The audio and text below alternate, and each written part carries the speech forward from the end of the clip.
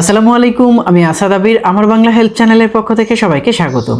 যারা optical fibre নিয়ে কাজ করে থাকে, অপটিক্যাল পাওয়ার মিটারটা তাদের কাছে খুবই পরিচিত একটা নাম। কিন্তু যারা নতুন অপটিক্যাল ফাইবারের কাজ শিখতে চায় কিংবা নতুন করে আইএসপি বিজনেস করতে চায়, তাদের জন্য অপটিক্যাল পাওয়ার মিটারের ব্যবহার জানাটা খুবই গুরুত্বপূর্ণ।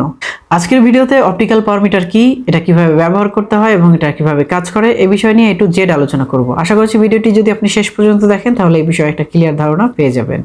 আমরা জানি অপটিক্যাল ফাইবারের যে কমিউনিকেশন সেটা লাইট সোর্স বা লেজার সোর্সের মাধ্যমে হয়ে থাকে, কিন্তু এই লাইট সোর্স বা লেজার সোর্স আপনি কখনো খালি চোখে দেখতে পারবেন না। আবার একটা অপটিক্যাল ফাইবার কেবলের মধ্যে লাইন রয়েছে কিনা বা এই লেজার সোর্স রয়েছে কিনা এটা আপনি হাত দিয়ে ধরলেও কখনো বুঝতে পারবেন না। সুতরাং অপটিক্যাল ফাইবারের মধ্যে দিয়ে যে লেজার প্রবাহিত হয় সেই লেজারকে পরীক্ষা করার জন্য এবং সেই লেজারটা কি পরিমাণে রয়েছে সেটা পরিমাপ করার জন্য মূলত অপটিক্যাল পাওয়ার মিটারের ব্যবহার করা হয়।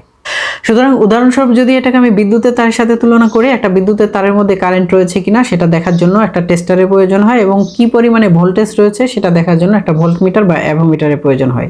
অপরপক্ষে আপনি যদি অপটিক্যাল ফাইবারটা টেস্ট করতে চান, সেক্ষেত্রে এর ভিতরে পাওয়ার রয়েছে কিনা সেটা দেখার জন্য আপনাকে অপটিক্যাল পাওয়ার মিটারের প্রয়োজন হবে এবং কি পরিমাণে পাওয়ার রয়েছে সেটা দেখার জন্য এই অপটিক্যাল পাওয়ার মিটারের প্রয়োজন হবে। দুটি কাজই কিন্তু একটা মিটার দিয়ে প্রয়োজন হচ্ছে।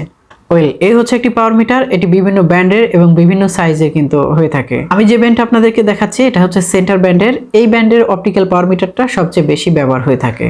উপরের দিকে বেশ কিছু বাটন দেখতে পাচ্ছি, এর মধ্যে মাঝখানে রয়েছে পাওয়ার বাটন। আপনি যদি পাওয়ার বাটনে একটু চাপ দিয়ে ধরে থাকেন তাহলে এর পাওয়ারটা অন হয়ে যাবে। অন হয়ে গেলে আপনি যদি বাম পাশের এই বাটনে একবার ক্লিক করেন তাহলে আপনার মনিটরে যে লাইটটা রয়েছে সেই লাইটটা অন হবে। এবং যদি ডান কর্নারের উপরের দিকে একটা বাটন দেখি তাহলে এখানে ওয়াই আকারের একটা বাটন রয়েছে এবং এই বাটনটার মাধ্যমে আপনি হচ্ছে ওয়েভলেন্থ চেঞ্জ করতে পারবেন। এখানে অনেকগুলো ওয়েভলেন্থ রয়েছে, 1310, 1550 এরকম বেশ কিছু ওয়েভলেন্থ রয়েছে। তো আমরা মূলত 1550-এর যে ওয়েভলেন্থ রয়েছে সেটা ব্যবহার করে থাকি এবং সেটা দিয়ে আমরা সবসময় কাজ করে থাকি। তো আপনিও এখানে 1550-এর যে ওয়েভলেন্থ রয়েছে সেটা সবসময় সিলেক্ট করে রাখবেন। যদি একটু উপরের দিকে দেখি তাহলে এখানে একটা কানেক্টর রয়েছে। এখানে আমরা এফসি টাইপের কানেক্টর দেখতে পাচ্ছি এবং এখানে বেশ কিছু কানেক্টর কেনার সময় দিয়ে থাকে। আপনার যেটা প্রয়োজন হয় আপনি প্রয়োজন অনুযায়ী সেই কানেক্টর লাগিয়ে কিন্তু আপনার ফাইবার টেস্ট করতে পারেন। বাজারে আপনি দুই ধরনের পাওয়ার মিটার পেয়ে যাবেন। এক ধরনের পাওয়ার মিটার আপনার হচ্ছে রিচার্জেবল, যেগুলোতে আপনি হচ্ছে কারেন্টের চার্জ দিয়ে আবার চালাতে পারবেন, এবং আরেক ধরনের পাওয়ার মিটার রয়েছে যেগুলো হচ্ছে আপনার পেন্সিল ব্যাটারি দিয়ে চালানো যায়। যদি ব্যাটারি শেষ হয়ে যায় তাহলে আপনাকে আবার ব্যাটারি চেঞ্জ করে নিতে হবে।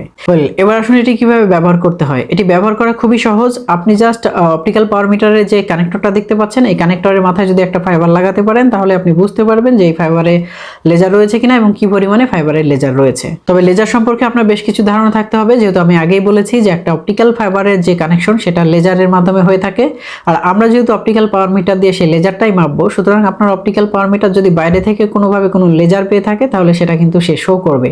অর্থাৎ আপনি যদি অপটিক্যাল ফাইবারের এই কানেক্টর বরাবর কোনো লাইট মারতে পারেন তাহলে কিন্তু আপনার অপটিক্যাল পাওয়ার মিটার লেজার শো করবে। পাশাপাশি আমরা যেহেতু রোদ্রে কাজ করে থাকি সবসময়, আপনার অপটিক্যাল পাওয়ার মিটার যদি কোনোভাবে রোদ্রে ধরেন তাহলেই কিন্তু সে লেজার শো করবে। সুতরাং বেটার রেজাল্ট পাওয়ার জন্য আপনি যখন কোনো একটা অপটিক্যাল ফাইবার টেস্ট করবেন তখন সেই অপটিক্যাল ফাইবারের মাথায় অবশ্যই একটা কানেক্টর লাগিয়ে নেবেন বা প্যাচ কর্ড লাগিয়ে নেবেন, তাহলে কিন্তু আপনি বেটার রেজাল্ট পাবেন।